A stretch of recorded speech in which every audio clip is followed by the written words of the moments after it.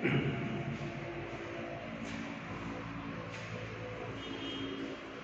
बच्चों, आज हम हिंदी शैली में पाठ 18 सर्वनाम पढ़ेंगे बच्चों। तो बच्चों पहले पढ़ेंगे सर्वनाम का पाठ चलिए परिभाषा से।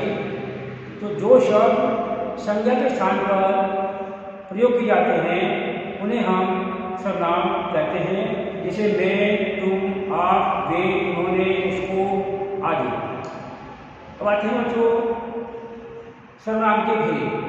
तो बच्चों सर्वनाम के 6 भेद माने गए हैं, जिनमें पहला है पुरुषवाचक सर्वनाम। बच्चों पुरुषवाचक सर्वनाम में बोलने वाला यानी वक्ता, सुनने वाला और जिसके बारे में बातें की जाती हैं, इन तीनों को ही पुरुषवाचक सर्वनाम के अंतर्गत रखा जाता है। तो इस प्रकार से सर्वनाम के 3 भेद माने गए हैं। पहला है इसमें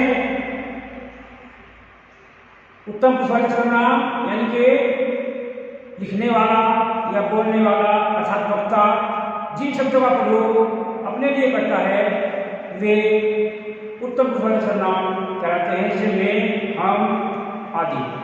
दूसरा है इसमें मध्यम पुरुषवाचक सर्वनाम, यानी कि जो सुनने वाला या पढ़ने वाला होता है उसे हम मध्यम पुरुषवाचक सर्वनाम कहते हैं, जैसे आप, तुम, तुमको, तुम्हारा, तुमसे आदि।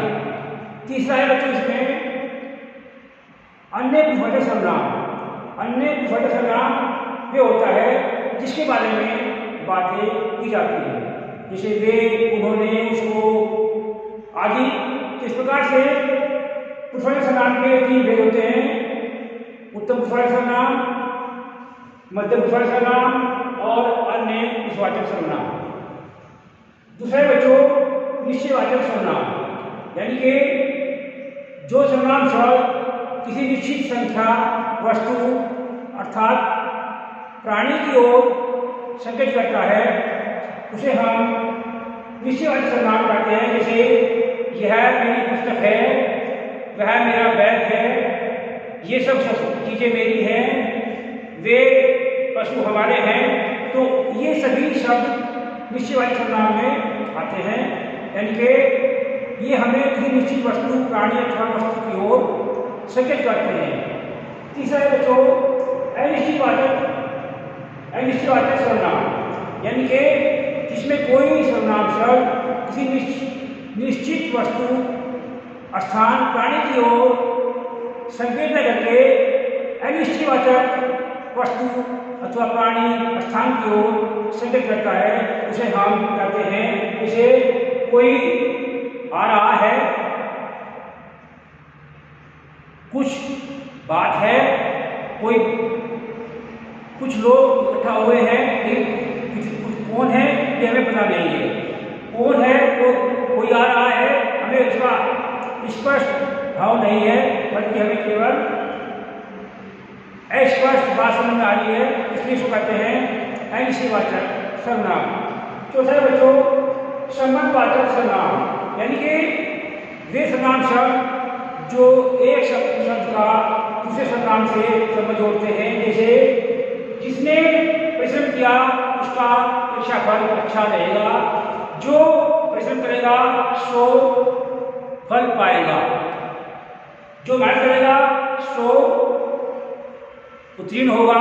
तो इस प्रकार से जिसको उसका, जो, सो आदि संबंधवाचक सर्वनाम कहलाते हैं। नंबर 5 बात है बच्चों प्रश्नवाचक सर्वनाम, यानी कि जिसमें प्रश्न पूछने के लिए किसी सर्वनाम शब्द का प्रयोग किया जाता है, जैसे कौन, कहाँ, किसने आदि। यानी कौन आया, किसने क्या किया, कहाँ पर घटना हुई। तो इस प्रकार से ऐसे शब्द जो प्रश्नवाचक शब्द कहलाते हैं उनको प्रश्नवाचक सर्वनाम कहा जाता है। छठा है बच्चों इसमें निजवाचक सर्वनाम, यानी कि कुल मिलाकर के हम ये कहें कि वक्ता अपने आप को सिद्ध करने के लिए जिन शब्दों का प्रयोग करता है उन्हें हम निजवाचक सर्वनाम कहते हैं, जैसे मैं खुद ही चढ़ जाऊंगा तो खुद निज वाले सर्वनाम दे, मैं अपना काम अपने आप ही कर लूंगा। तो अपने आप, स्वयं, खुद आदि सर्वनाम निज वाले सर्वनाम कहलाते हैं। धन्यवाद।